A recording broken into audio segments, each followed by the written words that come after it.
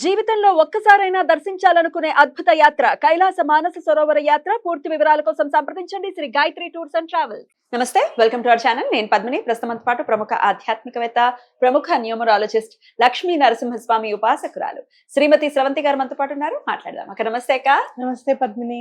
అక్క, శ్రావణ బహుళపక్ష చవితి వచ్చేస్తోంది. ఈ శ్రావణ బహుళపక్ష చవితిని హేరంబ సంకష్టహర చతుర్థిగా మనం జరుపుకుంటూ ఉంటాము. మరి ఆ రోజుకున్నటువంటి వైశిష్ట్యం ఏంటి? మంగళవారంతో కూడి వస్తోంది కాబట్టి సంకటహర చతుర్థి, ప్రతి సంకటహర చతుర్థి మనం చెప్తూనే ఉన్నాం. మరి శ్రావణ మాసంలో వచ్చేదానికి ఏమిటి స్పెషాలిటీ, ఎట్లా యూటిలైజ్ చేసుకోవచ్చు ఆ రోజు మీ ద్వారా? అక్క తప్పకుండా చెప్తాను పద్మిని. శ్రావణ మాసము అనగానే ఈ సంకటహర చతుర్థి అంటే ఎవరైతే అసలు వ్రతం మొదలు పెట్టాలనుకుంటున్నారో, సంవత్సరం పాటు చెయ్యాలి కదా, ఎవరైతే మొదలు పెట్టాలనుకుంటున్నారో అది ఈ నెల మొదలు పెట్టుకోవాలన్నమాట, శ్రావణ మాసం.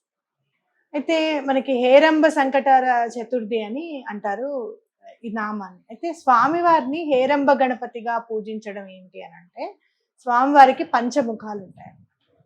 ఓకే, ఆయన నుంచి అంటే మీరు పంచభూతాలకి ప్రతీకగా స్వామివారు అని చెప్పి అనుకోవచ్చు. అలాగే కాశీ క్షేత్రంలో స్వామికి అంటే క్షేత్రపాలకుడు మనకి కాళభైరవుడు అనుకుంటే గనక, తర్వాత ప్రత్యేకంగా పూజించేది మళ్ళీ వినాయకుడికి అన్నమాట. హేరంబ గణపతికి పూజిస్తారు. అయితే హేరంబ గణపతిలో ఉన్న వైశిష్ట్యం ఏంటి అని అంటే, ఆయన సింహం మీద ఉంటారన్నమాట. అంటే మామూలుగా ఆయనకి వాహనం ఏంటి, ఎలుక వాహనం కదా, కానీ ఇక్కడ మాత్రం సింహం వాహనంగా ఉంటుంది. అంటే ఏంటంటే ఎలాంటి భయాలైనా సరే తొలగిపోతాయి. మనకి జనరల్ గా ఎలా ఉంటుంది, మన అబ్బాయికి ఉద్యోగం వస్తుందా లేదా, అమ్మాయికి పెళ్లి సవ్యంగా అవుతుందా, మంచి సంబంధం వస్తుందా, ఏ ప్రాబ్లమ్స్ లేకుండా ఉంటారా, ప్రతిదీ కూడా ఒక భవిష్యత్తు గురించి ఏదైనా ఆలోచిస్తే కనుక ఇది ఎలా ఉంటుందో అనేది బాగా అనుకుంటాం. మన క్వశ్చన్ మార్క్ అనేది ఉంటుంది అనమాట. అదేనే కాదు, ఈ అప్పుల బాధలు ఎలా తీరుతాయో, ఎవరైనా వచ్చేస్తారా ఇంటికి, ఎవరైనా పరువు తీసేస్తారా, శత్రువులకి సంబంధించి కూడా అమ్మో మనం ఏమైనా వెళ్తుంటే అటాక్ చేస్తారా, ఈ భయాలు కూడా. భయము అనేది మనిషికి అంటే మామూలు విషయం అన్నమాట. ఇంకా ప్రాణం ఎంత మామూలుగా ఉంటుంది ప్రతి మనిషికి, భయం కూడా అలానే ఉంటుంది అని చెప్పుకోవచ్చు. కాబట్టి ఫ్యూచర్ గురించి భయం అనేది లేకుండా చేస్తుంది హేరంబ గణపతిని గనక పూజిస్తే. అద్భుతం. అంటే ఏంటి, ప్రతి పని సక్సెస్ అవుతుంది అనే కదా, ప్రతి దాంట్లోనూ ఆయన తోడు ఉంటాడనే కదా అర్థం. కాబట్టి తప్పకుండా ఈ శ్రావణ మాసం సంకటహర చతుర్థి చేసుకోవడం అనేది చాలా ఇంపార్టెంట్. రైట్ అక్క. ఒకసారి మీరు చేసుకున్న తర్వాత ఆ స్వామివారి నామం తెలుసుకొని హేరంబ గణపతి అని అనుకొని, ఆ హేరంబ గణపతికి సంబంధించినవన్నీ కూడా ఇప్పుడు మనం చెప్పినవన్నీ కూడా తలుచుకొని, నాయన మాకు ఎటువంటి ఆపద రాకుండా చూడు స్వామి, భయాలన్నీ కూడా తొలగిపోయేటట్టుగా చూడు అని చెప్పి దండం పెట్టుకుంటే చాలా మంచిది అని చెప్పుకోవచ్చు. అలాగే యూనివర్స్ కి సంబంధించిన ఫండమెంటల్స్ ఏంటంటే ఎలిమెంట్స్ అన్నా కదా, ఈ పంచభూతాలు. ఈ పంచభూతాలకి మనం నచ్చే విధంగా ఉండాలి అని అంటే, మనం ధర్మమైన కోరిక ఉండాలి, లేకపోతే భగవంతుడికి ఏదైనా మొక్కు తీర్చుకున్నామంటే ఆ మొక్కు తీరాలి, పూజ సవ్యంగా అవ్వాలి, ఇవన్నీ ఉంటాయి కదా. అవునక్క. కాబట్టి అవి కూడా ఎవరి ఆధీనంలో ఉంటాయి అంటే స్వామివారి ఆధీనంలో ఉంటాయి అన్నమాట. అందుకే పంచముఖాలు అని చెప్పి. మీరు ఇక్కడ చూస్తే గనక ఇదే ముఖాల గణపతి మనము గాణగాపురంలో చూస్తాం. కల్లేశ్వర్ దగ్గరికి వెళ్ళినప్పుడు పక్కనే స్వామివారిది ఉంటుందన్నమాట.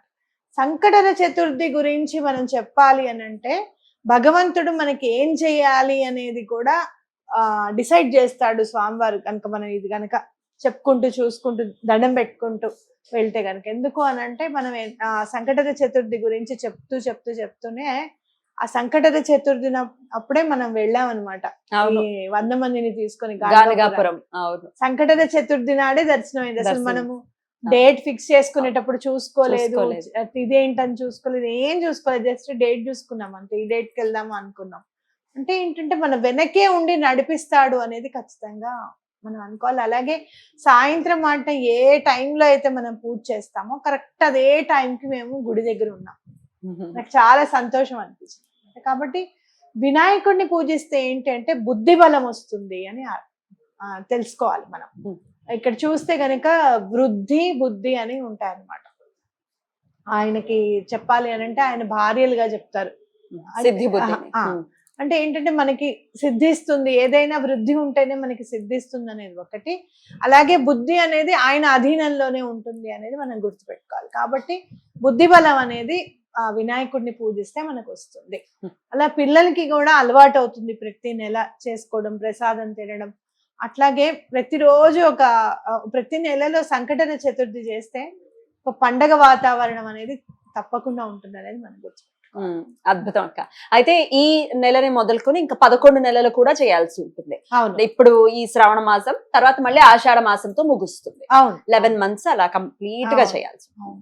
12 months అయిపోతాయి కదా ఆషాఢానికి. ఆషాఢానికి 11 అవుతుంది, శ్రావణం టు శ్రావణం 12 అవుతుంది. 12 సంవత్సరం అయిపోతుంది. కదా మనకి ఇక్కడ. అవును. మనకి ఇక్కడ 11 బేస్ సంఖ్యతోగా ఆ. సంవత్సరం కాలం పాటు వ్రతం అన్నమాట. హా. ప్రతి నెల వచ్చే పౌర్ణమి తర్వాత వచ్చే వచ్చే, చవితి, హా. చవితి పంచమితో కూడిన చవితి మాత్రమే చేసుకోవాలి పూజ. హా. అంటే వ్రతం మొదలెట్టే వాళ్ళకి వీలుగా ఉంటుందని చెప్తున్నా. హా. పంచమితో కూడాలి. అలాగే తప్పకుండా గరిక అనేది సమర్పించాలి స్వామికి. ఓకే. అండ్ ఇంకోటి ఏంటంటే ఈసారి మనము ప్రత్యేకంగా నైవేద్యం గురించి కూడా చెప్తాం. ఈసారి ఎటువంటి పరిస్థితుల్లోనూ మోదకాలు నైవేద్యంగా పెట్టండి. మీరు 5 చేయండి, 11 చేయండి, మీ ఇష్టం. 21 అయితే యాక్చువల్ గా వినాయకుడికి ఏం పెట్టినా 21 అనేది చాలా ఇంపార్టెంట్. 3 నెంబర్తో చాలా దగ్గర సంబంధం ఉంది వినాయకుడికి అని చెప్పుకోవచ్చు. కాబట్టి ఆ 21 గరికలు కూడా 21 సమర్పించడం.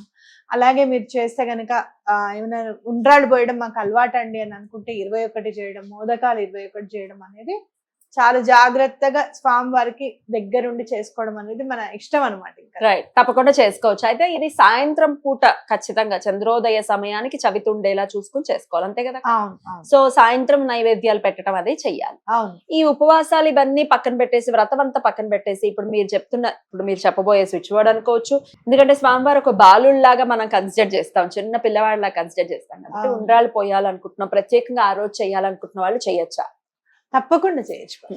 ఇప్పుడు స్వామి చూడు, ఒక్కొక్కసారి మీరు ఏదైనా చెయ్యాలి అన్న సంకల్పం వచ్చింది అంటే అది స్వామివారి అనుగ్రహంతోనే జనించింది అని ఖచ్చితంగా మీరు అనుకోవాలి. ఎందుకంటే గనక ఈసారి నేను కూడా మొదలు పెడదాము. 11 నెలలు. 11 బ్యూటిఫుల్. వ్రతం మొదలెట్టి ఈ 12 నెలలు చేసుకుందామని నేను అనుకున్నాను. అసలు హేరమ్మ గణపతి అని మనం అని తెలీదు, పంచముఖాలు అని తెలీదు. స్వామివారు తెల్లటి వర్ణంతో ఉంటారు, శ్వేత వర్ణంతో ఉంటారు.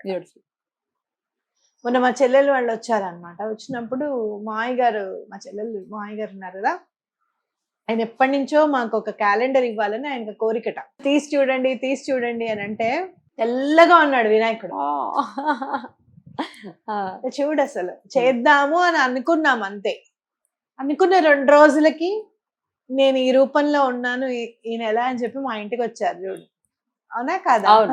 అంటే ఏంటంటే తొందరగా లక్ష్మీ అమ్మవారి తర్వాత చాలా తొందరగా మనకి వెంటనే పని అయ్యేలా చూసేది వినాయకుడు. చాలా ఫాస్ట్ గా అయిపోతుంది.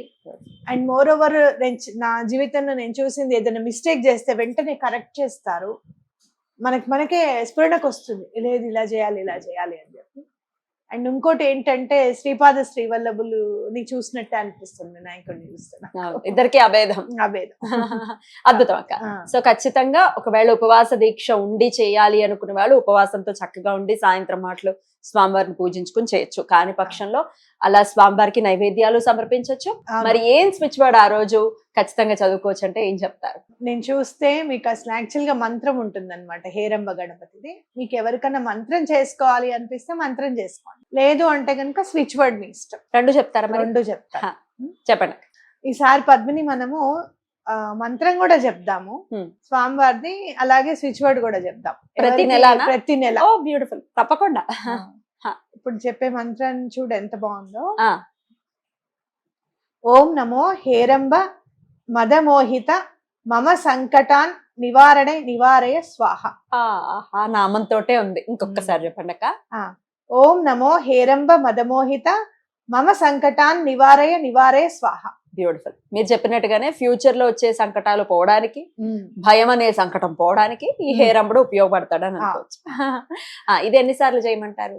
108 సార్లు. అలాగే మీకు ఏదైనా ఈ నెల నుంచే మనకి మ్యాజిక్ అనేది స్టార్ట్ అవ్వాలి, అసలు వినాయకుడిని పూజిస్తే అవునా ఇంత బాగుంటుందా, మనం కూడా ఒకసారి చవి చూద్దాం, ఆయన ప్రేమని మనం కూడా ఒక్కసారి అనుభవిద్దాం. అది చెప్తే గానీ అర్థం కాదు, మనం కూడా ఆ మాట అనాలి. నేను కాదు చెప్తే, నువ్వు అనడం కాదు, నేను అనడం కాదు, ఎవరైతే పూజ చేసుకుంటున్నారో వాళ్ళు కూడా చెప్పాలన్నమాట. డెఫినెట్లీ చెప్పాలి మరి వినాయకుడి పూజ gratitude. చేసుకుంటే అసలు మనము అది కాదండి చెప్తాం కాదు, మీరు చూడాలండి, మీరు చేసి అది అనుభవించాలని చెప్పాలి అని గనక మీకు ఎవరికైనా అనిపిస్తే గనక Ganesha magic begin now. Wow. ఇది చదవండి, ఎటువంటి పరిస్థితుల్లోనూ మీకు ఉన్న ప్రాబ్లమ్స్ అన్ని సాల్వ్ అవుతాయి. అలాగే చాలా రోజుల నుంచి పని కావట్లేదు, అసలు ముందుకెళ్తుంది ఆగిపోతుంది పని ఎప్పుడు కూడా అని అనుకున్నవి కూడా తప్పకుండా స్టార్ట్ అవుతాయి అన్నమాట. నమ్మి చేయడమే స్విచ్ వర్డ్ లో ఉన్నది, ఇది తప్పకుండా నమ్మి చేయండి. Ganesha magic begin now. Definite గా మొదలవ్వాలి ఆయన మ్యాజిక్, ఎందుకంటే ఆయన మ్యాజిక్ మొదలైన తర్వాత ఇంకా మాటలు లేవు, చేతలన్నీ టకటక అయిపోవడం. టకటక అయిపోతాయి. మరి వినాయకుడికి ఒకసారి జై గణేష అని మీరు కమెంట్ చేస్తే మేము చూసి సంతోషపడతాం. రైట్ అక్క, చాలా బ్యూటిఫుల్ గా ఎక్స్ప్లెయిన్ చేశారు. మీరు ఈ రోజు రాఖీ పౌర్ణమి, బై ద వే మీరు రకరకాల ప్రోగ్రామ్స్ లో ఉన్నా కూడా మీరు ఖచ్చితంగా మీరు చెప్పాలి, ఎందుకంటే అలవాటు పడి ఉన్నారు. అందున ఈ శ్రావణ మాస సంకష్టహార చతుర్థి చాలా విశేషం కాబట్టి మీరు మండే మళ్ళీ బిజీ. చెప్పినప్పుడు అనుకున్నా, మళ్ళీ నువ్వు సంకటహర చతుర్థి అన్నాక ఇంకా ఆలోచించాను, వచ్చేస్తాను పద్మిని అని చెప్పాను. ఇంకొకటి, అందరికి ఈ నెల ఎటువంటి పరిస్థితుల్లోనూ చేసుకోండి అని ఎందుకు చెప్తున్నానంటే, మంగళవారం వచ్చింది పైగా, మారుకొడుతుంది, అంగారక చతుర్థి కూడా. మనకి ఎప్పుడైతే సంకటహర చతుర్థి మంగళవారం వస్తుందో చాలా విశిష్టం అన్నమాట. అసలు చాలా అంటే చాలు, ఎందుకంటే కుజుడు ఉన్నాడు కదా, కుజుడు వల్ల ఏమైనా ప్రాబ్లమ్స్ ఉన్నాయనుకో, అప్పులు ఉంటాయి, మ్యారేజ్ సరిగ్గా ఉండదు, లేదు అంటే కనుక పిల్లల గురించి ఒకటి, లేదా హస్బెండ్ అండ్ వైఫ్ రిలేషన్స్ కి ఇబ్బంది, హెల్త్ ప్రాబ్లమ్స్, ఒకటి చాలా ఆయనదే కాబట్టి బ్లాక్ బస్టర్. కాబట్టి ఎటువంటి పరిస్థితుల్లోనే అస్సలు మానకండి. అంగారక చతుర్థి కదా, మీకు అప్పుల ప్రాబ్లమ్స్ ఉన్నా గానీ తీరిపోతాయి. ఏమండి మరి ఏది చెప్పినా ఇలానే చెప్తున్నారా అని అనుకుంటే గనక, అలాంటి డేస్ మనకి కనిపిస్తున్నాయి, అలాంటి రోజులు ప్రకృతి మనకి అందిస్తోంది అని చెప్పి మనం నిజంగా చెప్పాలంటే యూనివర్స్ కి థ్యాంక్స్ చెప్పాలి. ఉన్నది తెలుసుకోవటమే, ఈ శాస్త్రంలో ఉన్నటువంటి విషయాలు తెలుసుకోవటానికి ఇంత పని గట్టుకుని చెప్తూ ఉన్నాము. అది వినియోగించుకున్న వాళ్ళు ఎలాగో వినియోగించుకుంటారు, ఎత్తి చూపే వాళ్ళు ఎలాగో వేరే పని లేదు కాబట్టి చక్కగా వాళ్ళ కష్టాలు కూడా లేవు దేవుడి దేవల్ల.